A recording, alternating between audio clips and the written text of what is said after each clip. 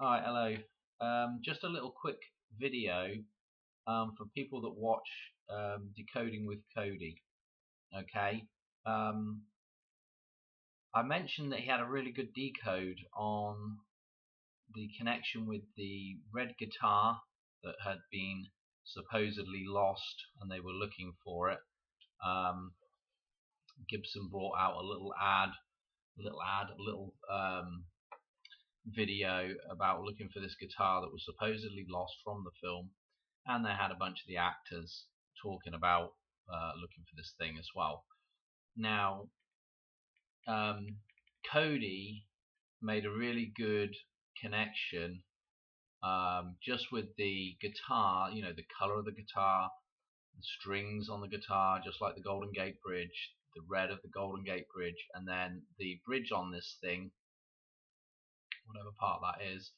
The bridge on the guitar is also, this guitar special because the fittings on this guitar are gold rather than the bog standard whatever they normally are. Okay, so the golden bridge is on the guitar as well, so there's this reference to the Golden Gate Bridge. Okay, now so he just did this video and then he did a follow-up video which is a little bit longer, and it was connecting Mary Steinenberg or whatever her name is, the actress that plays Clara Clayton, back in with all this. In fact, he mentions her in his first video, and he's got some, in his first video, he's got a whole bunch of stuff from 88 Finiston Porous with the San Francisco connection, the end of the line connection, okay, with the San Francisco. Why is this important? Because in Back to the Future 3, this is Marty's final leap home when he comes back across the canyon where the bridge doesn't exist. Then back in 1985 the bridge does exist, and it's a Golden Gate Bridge type bridge. Okay, that's the reference there. Okay, so the end of the line becomes the Golden Gate Bridge, so to speak, and that's all on. You can go and see all that stuff on 88 Finiston Porous as well, and this is them talking about the end of the line again.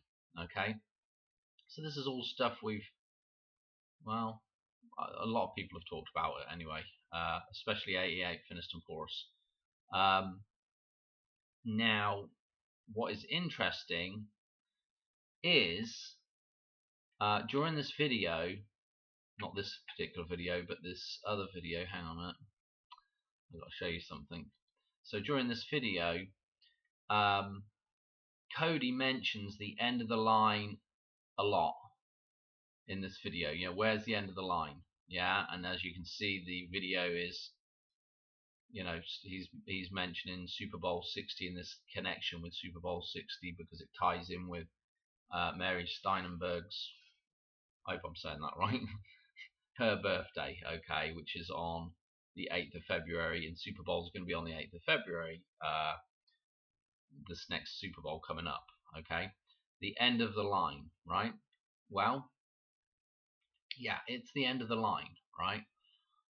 I wanted to show you something though, because this could be another little play on something that's going on in the film itself as well, that points to the actual date of when this might take place. Okay, so bear with me, because what we need to know is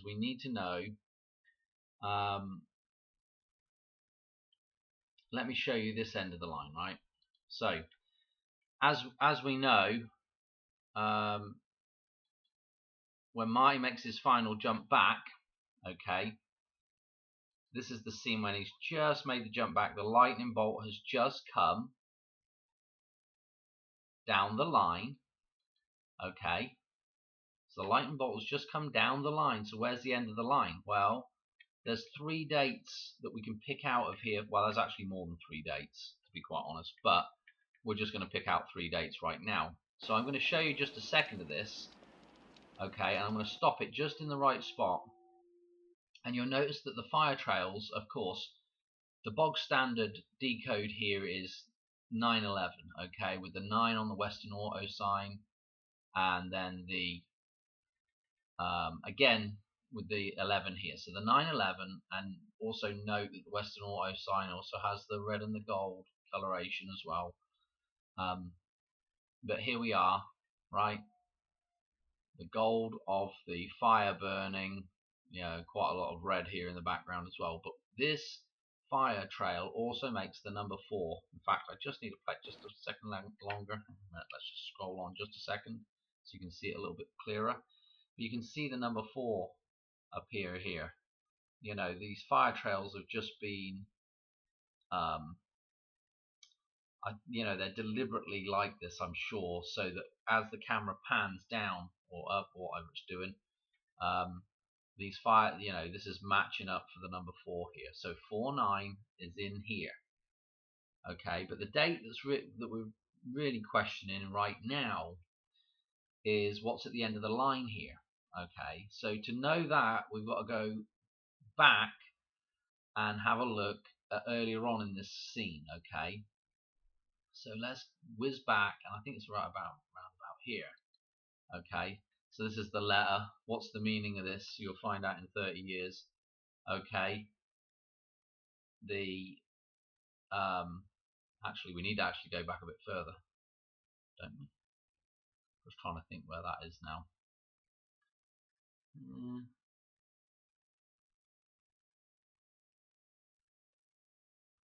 Well, no. I was thinking it was right around this point here. Hang on.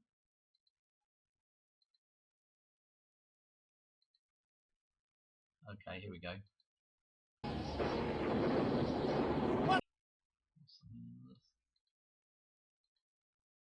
This is where I want to get to. Sorry, this is just, I should have this stuff marked out. But anyway, now we can see the end of the line, okay? The line is right here. Here's the point where the hook is going to catch on the line and feed down into the flux capacitor, right? So this is the lightning bolt will be coming down this line. Now look where it ends up. A pole right next to the Elite Barbers here. In fact, you could almost say it goes directly to the Elite Barber shop. Hook at precisely 88 miles an hour. Notice that the line is red as well, again with the blooming Golden Gate Bridge and the red coloration of the suspension bridge. Yeah, the lines that hold the thing up. Anyway, this is the end of the line. This is potentially a number 1 right here. Okay, phallic symbolism, but the number 1. Okay, number 1. Now again, let me show you why this is important. So we've got to go to a different scene so we can sort of set why, so this is where it's going to, the line, okay, so the number 1. And we have the Western Auto sign as well with the 9, so we have the 9-1 in this scene. Let me make this a little bit clearer. This is a scene we decoded quite a while ago.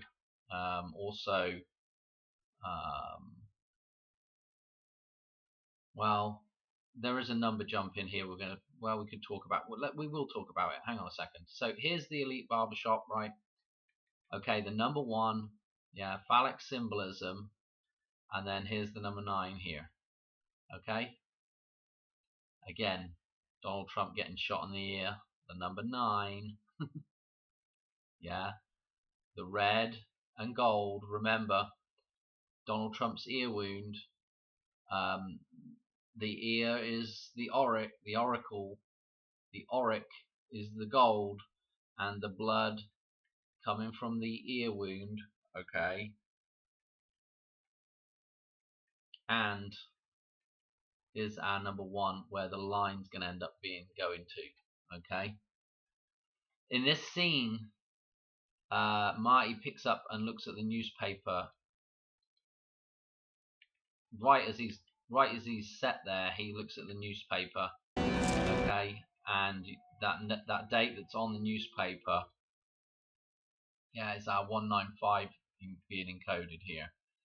And our 195 was, if we went from the beginning of the United States to potentially the end, 191,005 days, 91,005 days. So that's pretty mental, to say the least. And then this is why, again, 914 as well is also well interesting. Okay, so we had the 94, but 914 is also well interesting because of that whole thing, and you know, that's what we've got in play. I think 91 through to 94 is our kind of, well, 95 as well, but is our kind of time period. And what you'll note is that in Back to the Future 3, you know, this is the date of the dance, the 95 reference. So we've got a timeline in Back to the Future 3 that is almost directly on these dates that we're looking at. You know, that's super tied into the start of September. And so while we're on the subject of that, because I might as well just lump this into this video because I can't be bothered to do another video. I might end up redoing this one, I might not, but I just wanted to show you something with this, you know, the end of the line again. Yeah, so this is the train track, which is going to be the end of the line. Okay, this is their model railroad of the jump that they're going to make. Notice, oh well, we've talked about this before.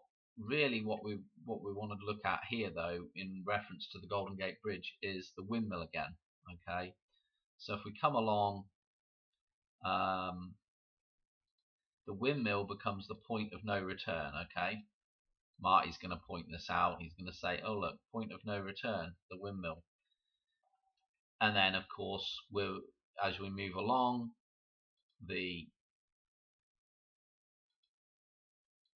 hang on, let's get to the point. The train's going to push the DeLorean, right, and it's going to come off the end of the track. Up to 88 miles per hour.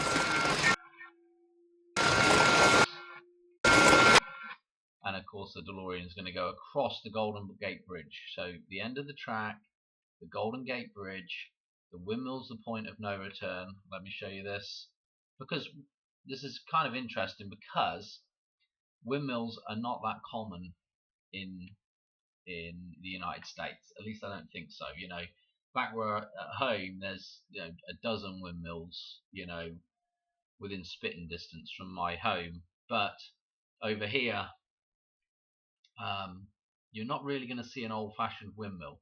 But anyway, there happens to be, there's a Dutch windmill and Murphy windmill. There happens to be 2 windmills in the Golden Gate Park, which is right before you get to, yeah, the Golden Gate Bridge. Okay, that's pretty mental, isn't it? We've got 2 windmills on, you know, whatever this highway 1 is, that's going to merge, obviously, or I don't know if it merges or just, yeah, it must merge into 101 as well. So that is absolutely fascinating that, you know, we've got that going over. We've got this run up to the Golden Gate Bridge, and then we've got the 2 windmills again here. So this point of no return. I don't know what to say, you know. 9-1. Okay, 9-1 through to 9-4, 9-5, something like that. I mean, if we look at, again, if we look at this model railroad, you'll see that they've got the date here on the calendar, September the 5th. Okay, so again, fascinating stuff. And this is, of course, the night of the dance, where Marty is going to save Doc's life. Okay. Anyway, we've gone through it before. one more thing to show you as well that ties in with the San Francisco thing and ties back to the idea of the dam, okay? And that is, well, where is it? This. Let's back this out so you can see what this is. Okay, this is the St. Francis Dam, and this was, again, I've talked about this before, but this is just a dam that collapsed back in 1928. Yeah, the 12th of March should be in here. 101 years ago, construction began. But again, super interesting with the area that this is in, because if we take a look, in fact, I'm not really in the right thing here, but let's get out of that a second. Well, St. Francis Canyon, so I can't say that. Why would you say that? This is where I actually don't know if this is actually the right spot. But this is the canyon anyway. I'm sure it's probably, who knows exactly where the hell it was. I was in the process of having a look at this right now, in fact. But what is interesting is, again, Kodi was talking about who he was talking about. I'm not sure actually, but anyway, Santa. There's something like Santa Clarita, or it might have been just Santa Clara he was talking about. I'm not sure with the connection to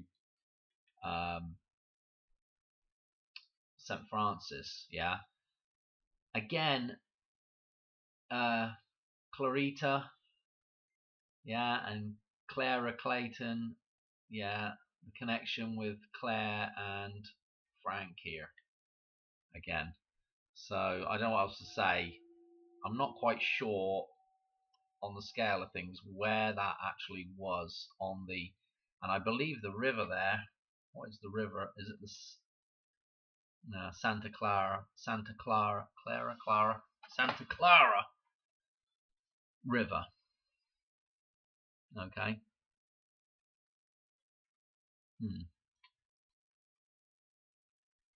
Yeah, I wonder where that. I'm not. I don't, like I said, I don't know exactly where the hell, and I don't even know if that's even on that river. I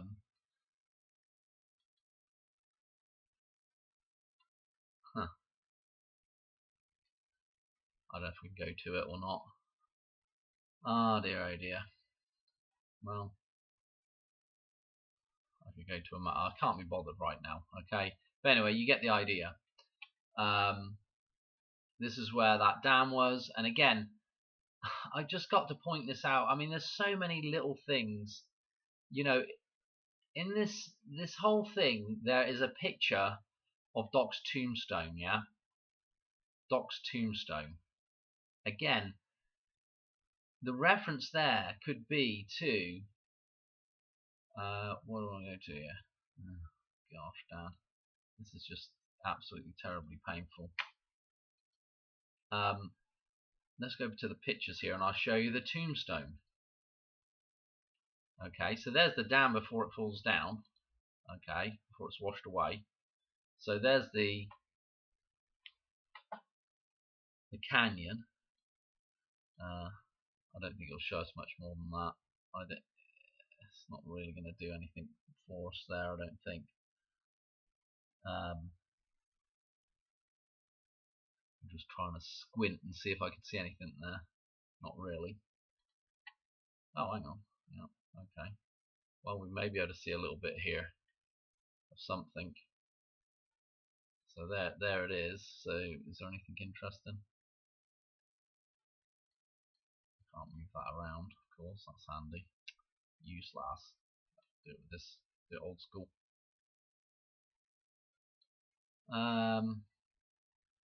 Yeah, I guess I could have looked up something there. Anyway, this is getting a bit wiffly waffly now, isn't it?